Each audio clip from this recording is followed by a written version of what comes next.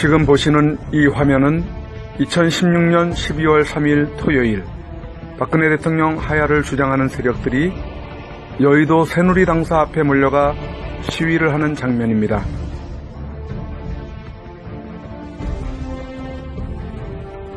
여기서 주목할 것은 저들이 들고 있는 피켓과 도구인 깃발들입니다. 피켓의 내용은 안 보아도 알 수 있겠지만 저들이 대한민국 국민으로서 정작 들어야 할 도구는 기본적으로 대한민국 태극기여야 할 것입니다. 이날 동원된 인원이 1만 명이라고 하는데 화면에서 보시다시피 태극기는 눈을 씻고 찾아볼래야 볼 수 없는 것 아니겠습니까? 비단 이날만 태극기가 없었던 것 아니냐고 반문하실 분들도 계실 것이지만 저들이 주도하는 모든 집회의 공통점은 태극기가 없다는 것입니다. 개중에는 태극기를 본 시민들도 있다고 말하실 분들이 혹 계실 것입니다. 맞습니다. 그것마저 부정하고자 하는 것은 아닙니다. 하지만 그 경우에는 집회에 자발적으로 참여하시면서 순수한 마음으로 준비해 가지고 오시는 분들이 소수가 있는 것일 뿐입니다. 그렇다면 태극기가 꼭 있어야 하고 태극기만 있으면 애국자냐고 반문하실 분들이 있을 것입니다. 태극기는 국가의 상징이기도 하면서 결연한 의지를 행할 때 동원되는 아주 특별한 상징성을 가지는 것은 잘 아실 것입니다. 그런데 여러분들이 중요하게 생각하셔야 할 부분이 있습니다. 요는 국민들이 자발적으로 태극기를 지참하는 경우는 그리 많지 않을 것입니다. 대부분 집회를 준비하는 측에서 각종 시위에 필요한 도구들을 준비하게 되는 것이지요. 그렇다면 태극기를 의도적으로 준비하느냐 하지 않느냐의 여부인데요. 대통령 하야를 주장하는 측 지도부에서는 의도적으로 태극기를 준비하지 않고 있다는 것을 직감해야 합니다. 왜 그들은 태극기를 준비하지 않을까요? 이번에만 그런 준비를 못한 것이 아닐까요? 라고 애써 변호를 해 주실 분들도 계실 것이지만 이런 태극기의 문제를 가지고도 사상적으로 의심을 받는 여론이 대두되어도 저들은 태극기를 의도적으로 사용하지 않을 것입니다. 그것이 그들의 특징이고 사상이기 때문입니다. 태극기를 굳이 사용하지 않아야 할 이유는 없지 않겠습니까? 태극기는 박 대통령의 전유물도 상징도 아니고 박 대통령 정부에서만 사용하는 엠블럼도 아닌 대한민국 국민이라면 의당 사용할 수 있는 것으로 그렇게들 알고 지금까지 그래 왔지 않습니까? 그렇다면 의도적으로 사용하려고 하지 않는 저들의 이유는 무엇일까요? 그것은 애국심 말살입니다. 태극기를 보면 마음이 숙연해지죠. 그리고 태극기를 흔들고 애국가를 부르면 없던 애국심도 저절로 나온다고 하지 않던가요? 그러한 대표적인 1919년 3월 1일 전국적으로 대한독립 만세운동을 벌였던 때가 있었고 나라를 위해 자신의 목숨을 초계와 같이 불살랐던 우리의 애국지사 선열들이 태극기를 품고 또 흔들며 죽어갔습니다. 또한 수없이 많은 국가적 행사나 관변단체 행사 등에서 국기에 대한 경례와 애국가를 부르는 예가 그것입니다. 그러한 마법을 지닌 것이나 다름없는 것이기에 반정부적인 행위를 하는 단체에 주도자들은 의도적으로 태극기를 차단시키고 애국가 대신 운동권이 부르는 가요를 불러 자극을 시키게 하는 것입니다. 반면에 박근혜 대통령의 탄핵이나 하야를 반대하는 측의 경우는 어떨까요? 지금 보시는 화면은 최근의 모습인데 많은 시민들께서 손에 태극기들을 들고 흔들고 있지 않나요? 태극기는 의당 대한민국을 부정하지 않고 사랑하는 마음을 조금이라도 가지고 있는 국민들이라면 굳이 외면하거나 하지 않습니다. 왜 태극기를 지키고 사랑해야 하는지는 앞서 설명을 드렸기에 더 말씀드리지 않겠습니다. 대신에 잠시 후 화면을 보시면서 태극기의 물결을 보시며 어떠한 마음이 드시는지 느껴보시기 바랍니다. 국기에 대하여 경례!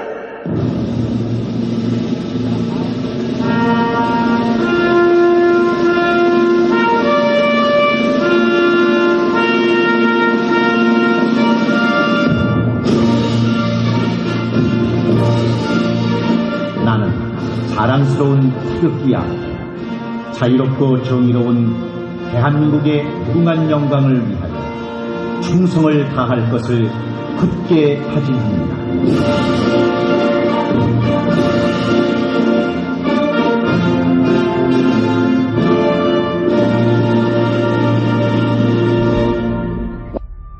이렇게 대조되는 모습 가운데 그렇다면 태극기를 들지 않는 저들에게 모인 100만이니 200만이니 하는 그들은 애초부터 태극기 드는 것을 싫어했을까요?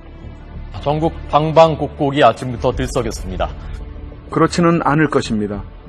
지난 월드컵 4강 신화를 이룰 때만 보더라도 흥에 겨워 당연하고도 자연스럽게 휴대용 소형 태극기는 물론 거대한 태극기를 준비하여 자긍심을 고취시켰으며 얼굴과 몸에까지 태극기를 두르고 가까이 했던 국민들이었습니다. 이번에는 태극기가 아닌 다른 도구들을 보겠습니다. 지난 며칠 전 광화문 6차 촛불 집회에서는 섬뜩한 모습이 벌어졌습니다. 촛불을 뛰어넘는 횃불이 등장하였습니다. 횃불이 동원되어 시위를 했다는 소식은 대한민국 수도 서울이 아닌 지방에서 있었다는 뉴스는 가끔 알았지만 이번처럼 대한민국 수도 한복판에서 그것도 청와대와 지근거리를 두고 있는 대로에서 저들은 과연 무슨 생각을 가지고 그런 행동들을 하였을까요? 많은 시민들이 어두컴컴한 광장에 나와서 밝혀줄 불이 필요해서였을까요? 여러분은 그렇게 생각하십니까? 결코 그런 어두컴컴한 서울 도시의 환경은 아니라는 것을 여러분들이 더욱 잘 아실 것입니다. 그렇다면 저들은 왜 횃불을 들었을까요? 횃불은 어떤 의미를 두고 있다 하겠습니다. 침략자들이 점령지를 불태워 없앨 때에 손에 횃불을 들고 집집마다 돌아다니며 불을 붙여 소각을 시켜버릴 때 사용하지요. 또한 결연한 의지를 갖게 하는 의미도 있습니다. 활활 타오르는 불을 보면서 결의를 다지게 합니다. 태극기를 드는 대신 횃불을 들고 자신들의 의지를 다지고 대항해야 할 상대에 대해서는 공포와 위협을 조성하게 되는 것입니다. 지방에서만 등장시켰던 횃불 세력들이 정부의 치안을 맡고 안보를 맡은 세력들의 간을 이미 보고 자신들의 그러한 행동에도 의법 조치하지 않고 이와 더불어 언론이 비난 보도하지 않고 오히려 조장해주는 보도에 힘입어 마침내 심장부에서 버젓이 횃불을 동원시킨 것입니다. 그리고 그 횃불의 결정적인 의미는 사인일 것입니다. 이에 대해서는 영상 후반에 나오는 장면을 유심히 시청해 주시기 바랍니다. 이렇게 하야를 주장하는 세력들에 반해 하야 반대를 주장하는 쪽의 모습은 어떨까요? 여기도 마찬가지로 횃불을 들고 나왔을까요? 화면을 유심히 보십시오. 횃불이 어디에 있는지를 찾아보십시오. 집회를 시작해서부터 태극기의 물결이요. 거리 행진을 하는 가운데서도 태극기의 물결일 뿐입니다.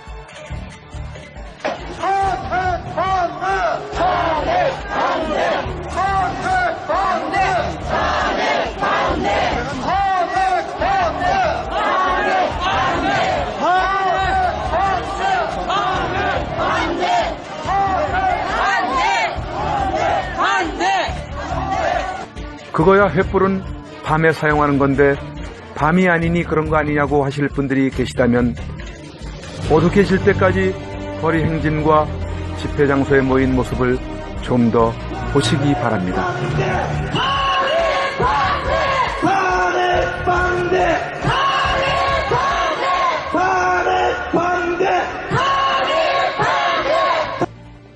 잘 보셨습니까?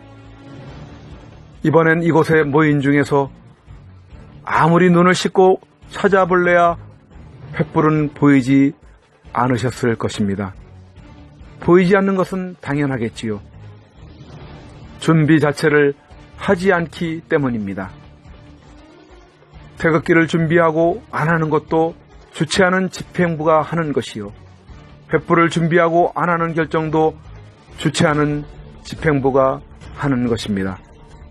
그렇다면 집행부를 이끌고 있는 총 대표가 어떤 사람이냐는 집행부를 구성하고 있는 구성원과 사상을 같이 하고 있다는 것을 알 수 있는 부분입니다.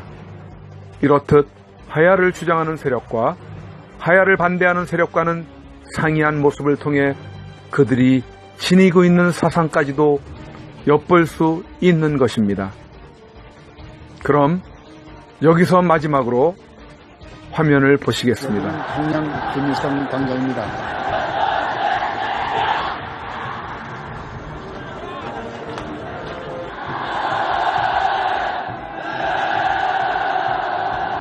보시는 화면은 북한이 자주 보여주는 횃불 행진입니다. 수많은 인민이 동원된 횃불 행진은 아름답고 멋있다기보다는 섬뜩하고 무서움을 느끼실 것입니다. 앞서 보신 광화문에 등장한 횃불 시위대와 무엇이 다른가요? 다르다면 북한은 당에서 주관하는 횃불 행진으로 횃불에 타오르는 정도가 작아 보일 뿐이고 김정은과 공산당의 충성을 맹세하는 행진이었다 본다면 반면에 수도 서울에서 보여진 횃불은 정부가 주도한 것이 아니요 오히려 대통령을 끌어내리고 정부를 무력화시키기 위한 반정부적인 시위로서 횃불이 타오르는 정도는 북한을 훨씬 능가하는 마치 청와대와 서울 도심을 금방이라도 태울 것 같은 위협감을 주고 있다는 것이 다르다 하겠습니다.